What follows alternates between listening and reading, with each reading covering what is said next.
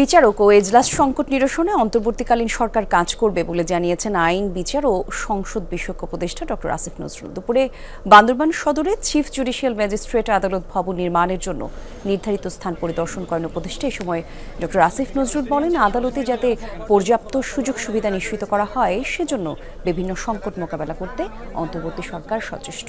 আদালত ভবনে বিচার প্রত্যাশীদের সুবিধার কথা চিন্তা করে দ্রুত বান্দরবানের চিফ জুডিশিয়াল ম্যাজিস্ট্রেট আদালত ভবন নির্মাণ করা হবে, এমনটাও জানান তিনি। আপনাদের যে সংস্কৃতি, আপনাদের যে নাচ গান,